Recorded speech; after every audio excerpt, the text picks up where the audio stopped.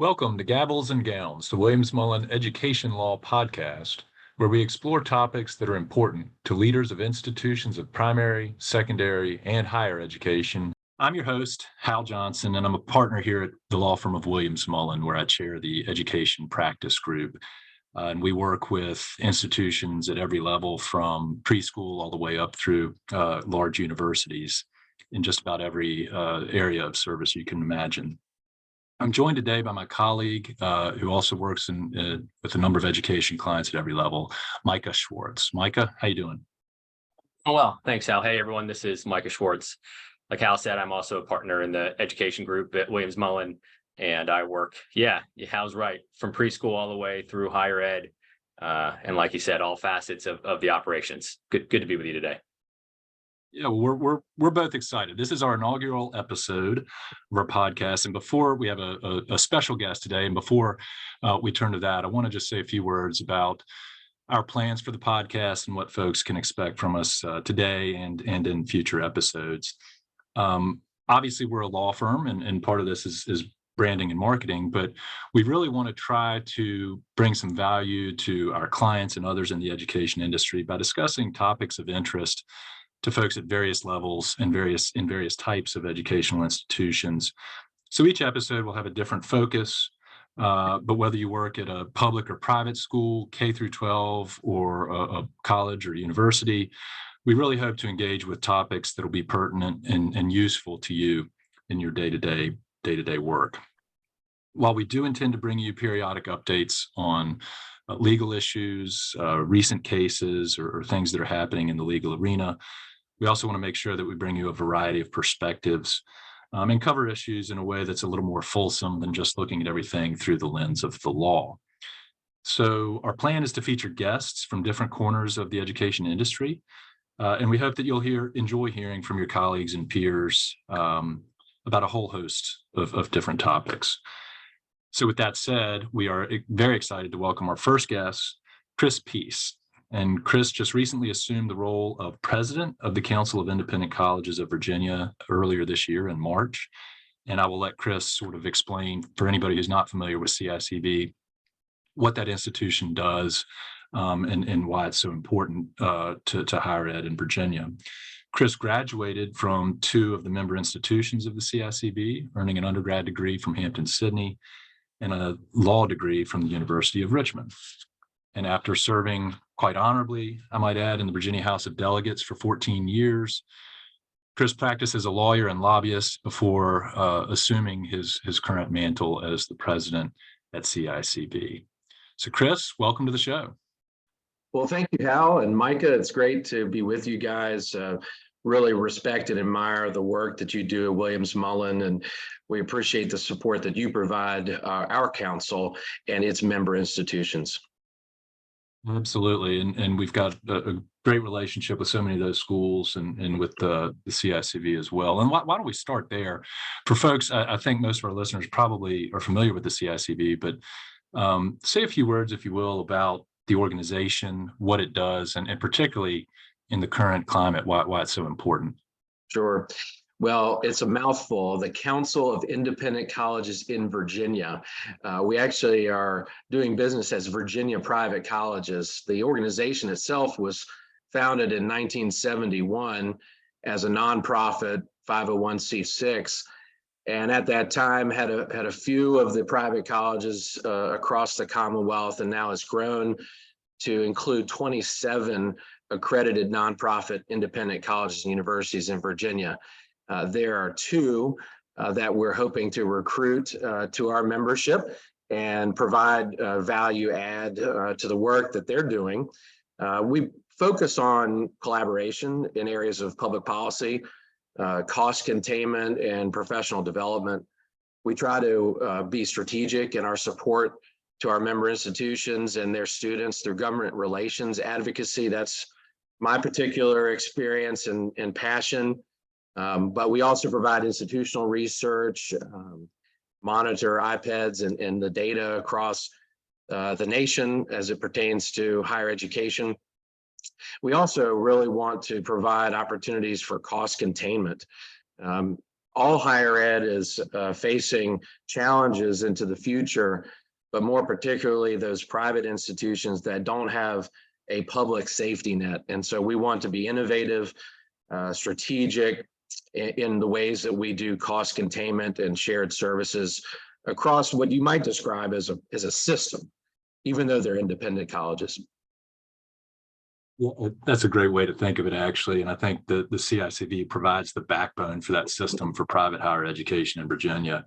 And that really is what makes it so valuable. So what led you to take on the role of president, and what sort of goals do you have serving in that capacity for CICV over the short and the longer term? Well, Hal, I don't think I ever sought the role of president. I'm not a particular fan of titles, but I, served in the legislature for 14 years. And before that, I worked for Congressman Herb Bateman, who was the first district congressman in Virginia. And then following that opportunity for then state delegate Eric Kander before he went to Congress. And then I went to law school, as you mentioned, University of Richmond, one of our member institutions, and started doing some lobbying during that period of time for various clients. I had the opportunity in a special election to run in 2006, and just had a passion for service, for public policy. My mother had been in local government, was the first woman on the Hanover County Board of Supervisors and later a judge. So I kind of grown up in that atmosphere, going door to door, answering calls at home, but really was drawn to the state level, more sort of macro policy, if you will, than sort of the micro level of local government. And it had a wonderful experience, chaired the government general laws committee, was on the appropriations committee, served on the budget conference for my last 2 years. Really felt good about the policy that I was able to impact, particularly at the end with Medicaid and how we were able to bridge that gap for many working poor Virginians in advance of what we did not know was coming, the COVID pandemic. So really helped the state budget quite a bit. In that interim period between my last day of legislative service and assuming the role here, I had the opportunity to get back into some policy work and lobbying at the General Assembly, but always wanted to serve causes greater than sort of my own self-interest. And I couldn't think of a better cause, if you will, than to try to advance private higher education in Virginia. Being the product of Hampden-Sydney and Richmond, my mother went to Goucher in Maryland when it was a women's college. My grandmother graduated from one of our member institutions as an affiliate member, George Washington in DC. So just understanding the value of that experience and how the legislative perspective on higher ed seems to be oftentimes too focused on public higher ed. That's certainly the fiduciary duty of the legislative body and of the administration. But I'd argue that there's a moral obligation to support our private institutions. They're serving Virginians as well.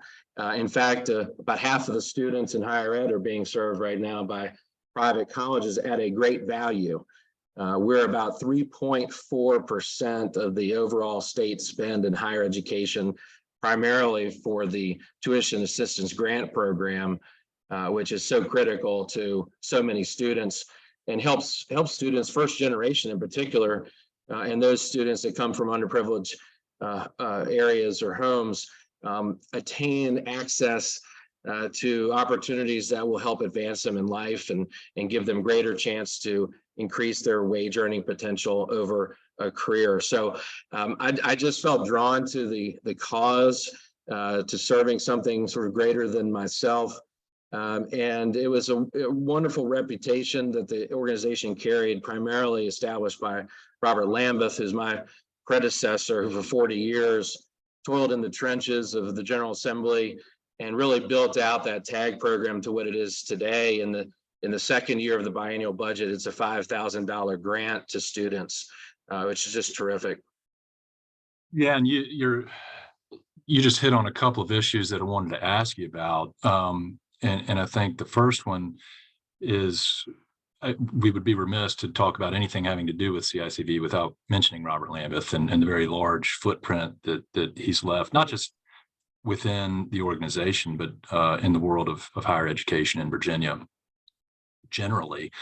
And the TAG program is probably, the one of the largest achievements that he had while working at CICV, one of many. In what ways do you think that the organization can sort of build on the very solid foundation that Robert left you, and use the word innovate, which I think is so key right now in the current climate, particularly for smaller private liberal arts colleges, which we have so many of here in Virginia. So how can you sort of take all the very good work that Robert did and move forward to the next chapter? Yeah, Robert is a legend in private higher ed, and the word innovate is certainly associated with him. The organization, in an effort to work on those areas of cost containment and shared services under Robert's leadership, initiated really first in the nation programs such as our Health Benefits Consortium, which serves 17 member institutions, and over the first 12 years has saved those institutions over $134 million. He helped to launch a multiple employer pension program to reduce liabilities, shift liabilities, and reduce costs for those participating institutions.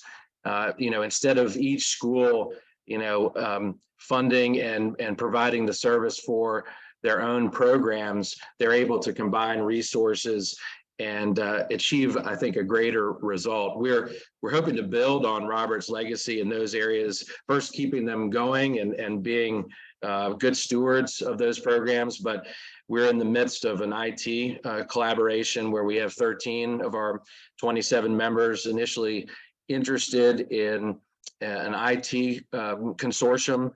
We are down to 2 finalists for vendor services. So it's very exciting to think about the opportunities that could come from providing some shared IT services. The back office is a great opportunity for savings, and there are others as well. But we're in the midst of developing that currently. I think that will build on Robert's legacy. You'd asked about goals. I'm just 60 days into my tenure here, and I've learned a lot. My experience in the legislative world was not necessarily higher ed, although working on the budget, I was able to be exposed to a lot of higher ed issues. So I'm having to hit the road. Initial goals have been to, in the first 100 days, visit all 27 campuses. I'm, I think, on 18 currently. So I'm about 2/3 of the way through my list, 2/3 of the way through my stated goal. Just this week, I was visiting Bridgewater and Marymount and Averett tomorrow.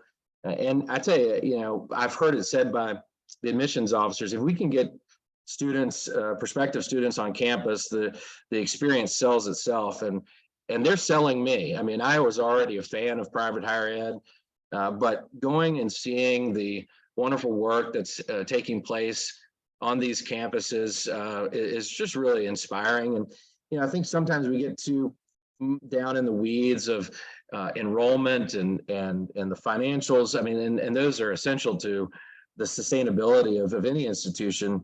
But first and foremost, I mean, these colleges and universities are about educating young people and making an impact on their lives for their futures and giving them access to promise and the American dream. And you can just see that happening every place you go. It's just really inspiring and exciting. If you look at some of the degrees that are being offered now, trying to meet young people where they are, there's now an MBA esports management degree at Shenandoah. There are Masters of Health Science and Anesthesia at Bluefield. There are ag studies, ecotourism at Ferrum. pharmaceutical science, architecture, aviation, Hampton. I could go on and on. Autism studies and applied behavioral analysis, management at Mary Baldwin. These college universities are truly meeting people where they are and where the needs are. The nursing is just out of sight. It's just wonderful to see what's happening in terms of training future nurses. Half of the nurses in Virginia are educated at private colleges, which is something most people don't know. But otherwise, regarding our organization, initially, there's just some housekeeping things. I'm very thankful for Williams Mullen providing some legal services to us in terms of our governance documents and updating those, as well as our employee handbooks and policy and procedure manuals. Longer range, we've got a lot of work to do at the legislature. This year, we'll present the single largest transition in leadership and in tenured service in the Virginia General Assembly ever. Probably a third of the 140 members in House and Senate are going to be new come January. So we're out meeting those candidates and building relationships. We've got meetings set with the Secretary of Education, with the Governor's Policy Director. We're working on getting private colleges more seats at different tables, whether it's the Higher Ed Business Council or the Virginia State Chamber Workforce and Education Committee. We're also partnering with our allies, the Virginia Foundation of Independent Colleges, CARC, which is the rural organization, looking at ways to do some marketing and integrated communication to raise, the tide for all boats, to do an umbrella message to promote private colleges in the Commonwealth and beyond. So there's quite a bit of work both internally as an organization, but externally in terms of our messaging and how we really sell private college in Virginia to various audiences, whether they're prospective students and families or legislative.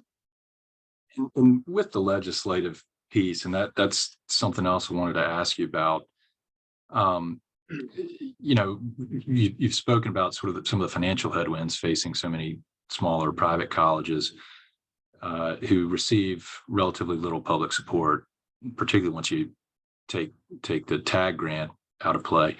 What do you see as the appropriate relationship between the Commonwealth and our private institutions of education? And you mentioned stepping foot on these campuses and instantly being sort of sold on them and impressed by everything you see and sort of the atmosphere. And I've had the exact same experience at every college I've visited in the state. How do you bottle that and deliver it to the legislature? How do you get the folks who are making some of these decisions to see the value and the importance of the CICV institutions, not just as educational vehicles, but economic and cultural engines for the Commonwealth? Yeah, well, I think you hit on it there, how these are critical parts of our economic infrastructure in the Commonwealth. We want to commission an updated economic impact study. I was visiting the NICU offices in DC yesterday and saw their national study in terms of what all private colleges nationwide do in terms of generating dollars in communities. In Virginia, our colleges are in rural communities predominantly, and they are almost synonymous with whatever small town Virginia you may think of, and it's easily over $1 billion in economic impact in Virginia, not to mention the talent pipeline and the workforce training opportunities that come on the campuses.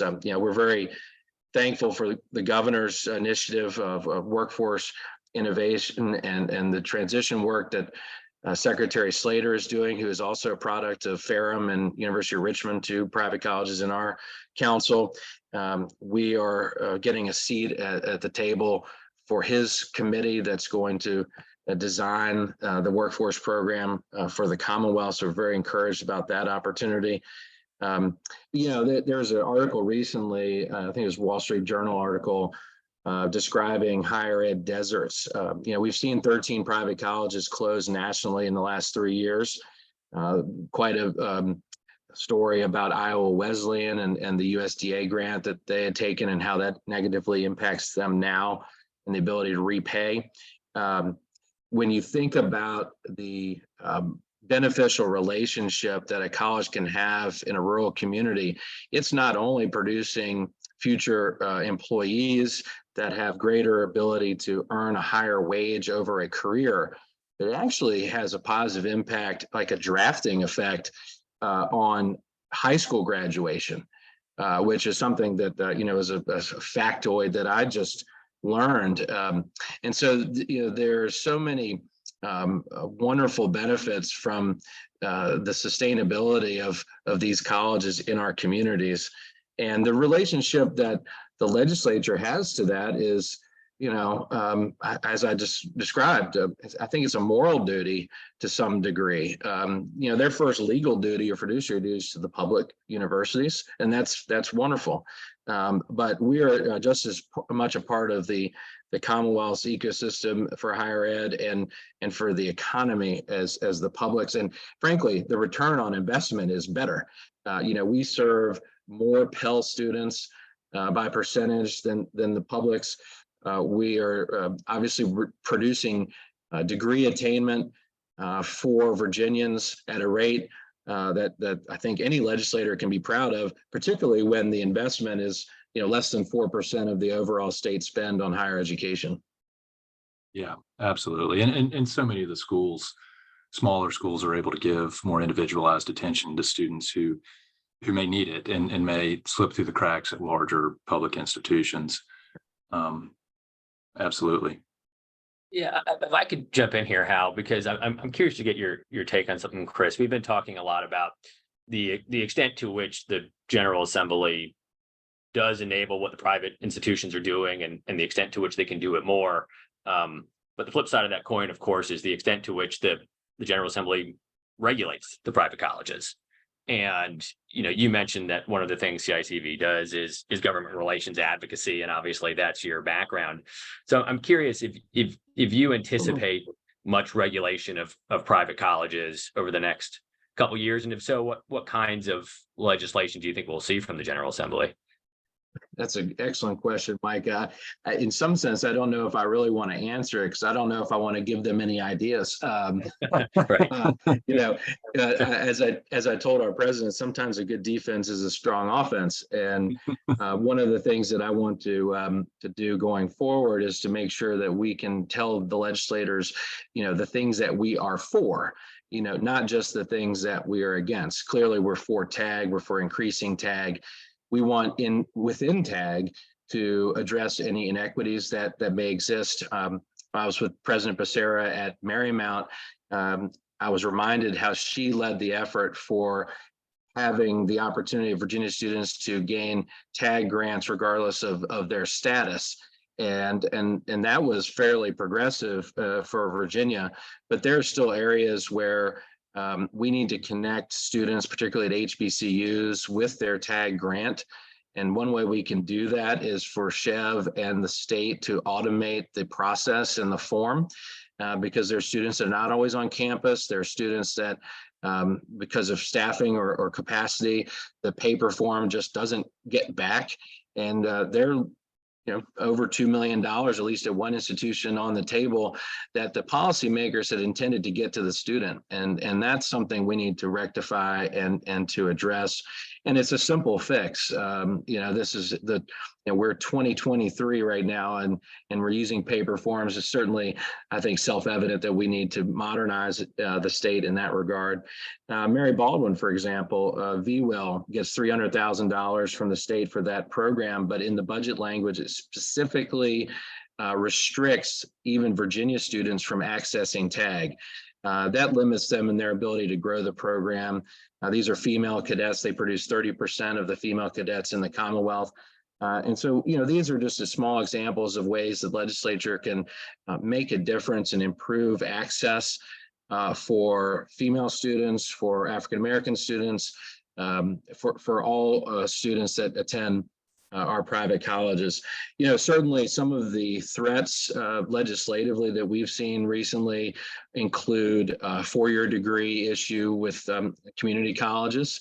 It also includes extending tag to private for-profit schools. That's not the original intent of the program. So there are areas that we will always play a bit of defense on and try to find the appropriate balance and role of government as it relates to the private sector and private higher education. I have been impressed with other state executives. There's a listserv. You get updates all the time on issues that are happening in other states. That may give us some ideas as well. But one that came up recently dealt with the governing structure of higher ed in the respective states and how so many states have a designated private college representative on their governing board. And we don't have that in Virginia. We have a private college advisory board that's meeting next week with Chev. But while there's a public higher ed designate on the council, a state superintendent designate on the council, a representative of VEDP on the council, there's not a private voice unless, it's an individual citizen that may have been identified by the governor and appointed to that body.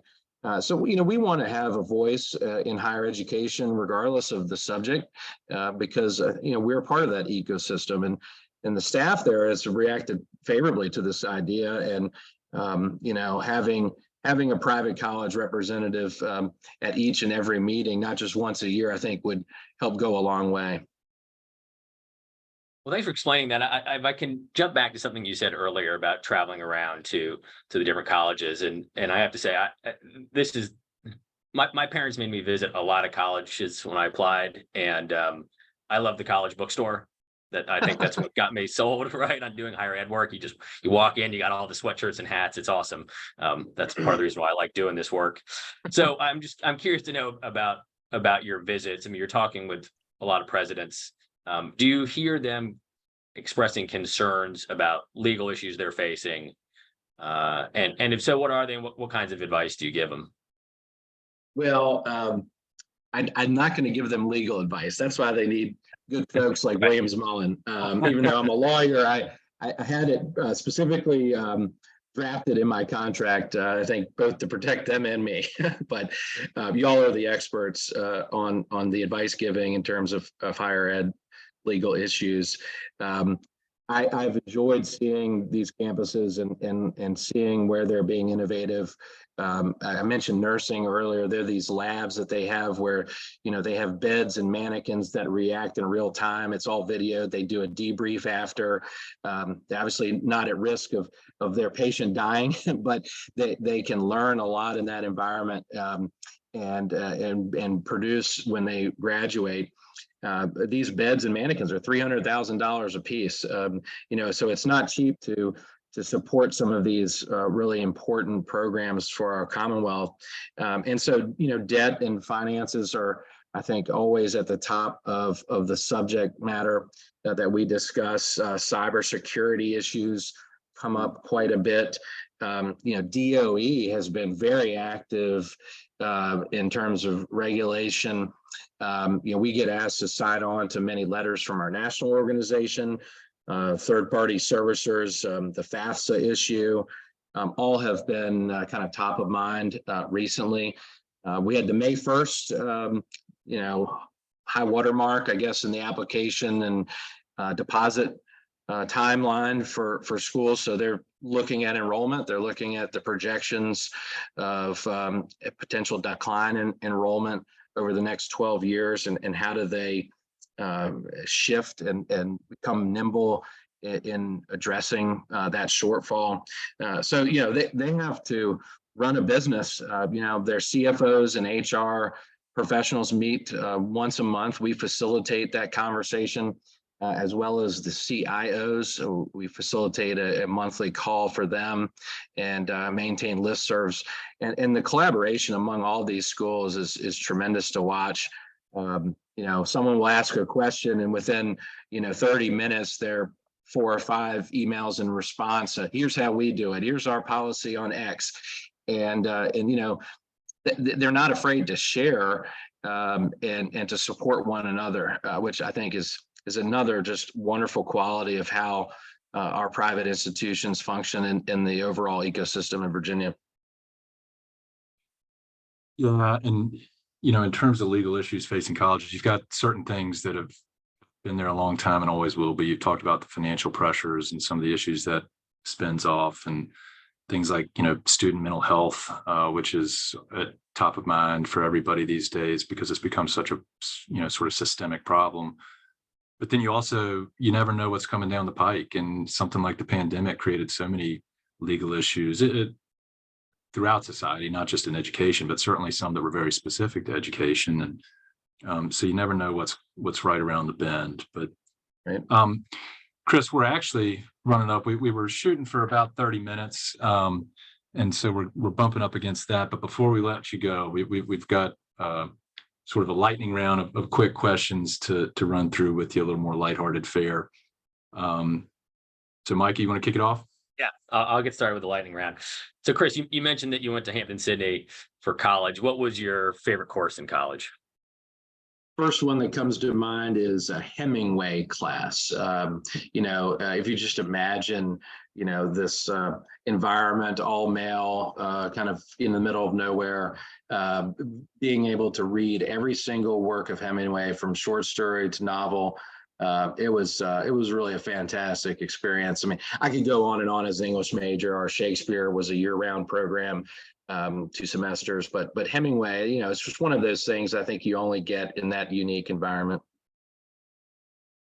If you were not involved in higher ed, and I'm also going to take lobbying off the table, you're in your legislative experience, but if you weren't involved in higher ed, what would you be doing for a living?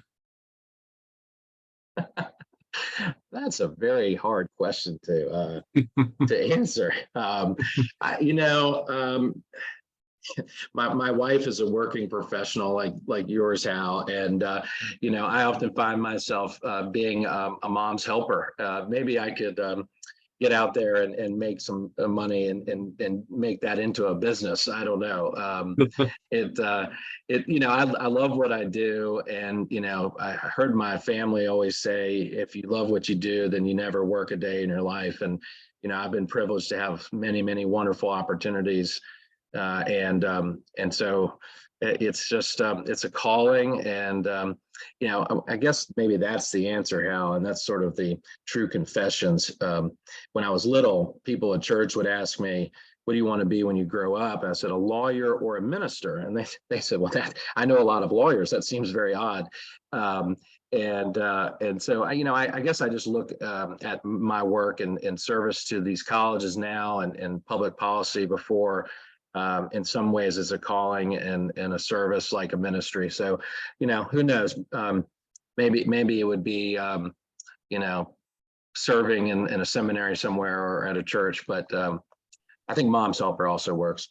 I like the mom's helper. Anybody in the modern age with kids, I think, could use a third hand when it comes to taking care of things. Exactly. Yeah, I would take a dad's helper too, if that's an offer. Yeah. All right, I've got the next one. So you mentioned you've been touring all of the CICV schools. Which ones have the best? No, what's the single one that has the best cafeteria food? Oh, wow.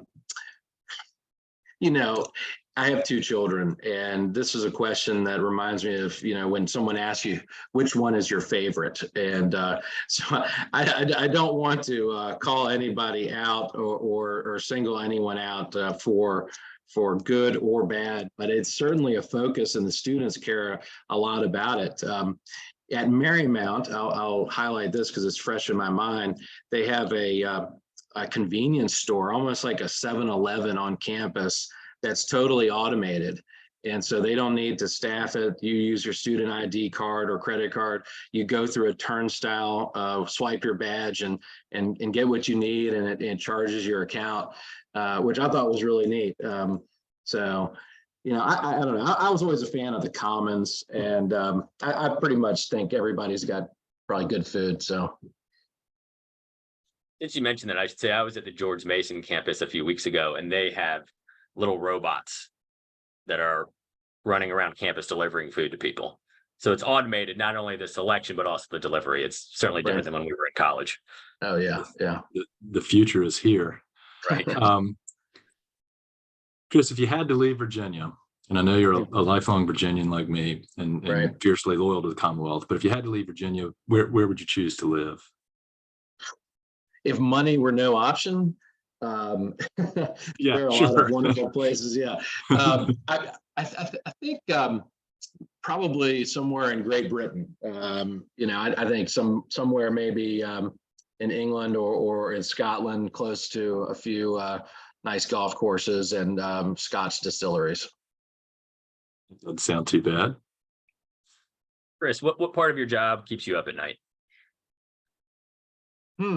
I think just making sure that the presidents have what they need. When you're a solo practitioner, an attorney, as I was before, or a delegate, the buck stopped with me, and I had a lot of freedom and latitude. Serving a board and one comprised of very smart, very accomplished type A personalities, I want them to feel like they're getting good value from our organization and that their return on investment in the council is satisfying to them. So I think that's just a daily thing, and probably not unlike, anyone who works for anybody else, wanting to make sure that things are where they need to be and our goals and our mission is being accomplished. That is what keeps you up at night. What part of your job, if there is one, helps you sleep like a baby? I don't sleep like a baby. I wish I did. But, my mom would always say that Chris is a very good child when he's asleep. But it's as our family will tell you, I can get by on very few hours. So I always am wondering what's going on in the world and what I'm missing. So I think that actually is what kind of keeps me up. So very curious about the news and what the latest happenings are. That actually reminds me of a quote from Pete Gillen when he was the UVA basketball coach, and they were having a rough year, and the reporter asked him how he sleeps, and he says, I sleep like a baby. I wake up every 2 hours crying. That's right. That's right. Exactly. All right. Well, Chris, last question from us. Thanks for being the inaugural guest on our podcast. Yeah. Can we get you back on sometime? Well, let's see how your ratings are, and you may want to choose otherwise, but it's a privilege. I've always admired the work that Williams Mullen does, and particularly some legendary figures at the Capitol over the years, Bill Axel, Reggie Jones, and others who were instrumental, not only in my service when I was in the legislature, but provided great counsel and assistance to Virginia private colleges. So the relationship is one that we covet, and really appreciate the work that you do for higher ed and for all institutions that you represent. Oh, Chris, the feeling is mutual, both with regards to CICV and also to you. So thank you so much for joining us today. And that's going to wrap up our discussion with Chris Peace, the president of Council of Independent Colleges in Virginia. And thank you also to our listeners for joining us. We hope you enjoyed the episode. We really do encourage you to give us feedback. So if you have any questions or suggestions for future episodes, please reach out to us. You can also visit our education team page at williamsmullen.com and find out more about our team and the types of services we provide to various institutions in the education industry. Finally, please be sure to subscribe to this podcast series to be notified when our next episode posts. And once again, thank you for tuning in. Chris, we appreciate it. Thank you so much.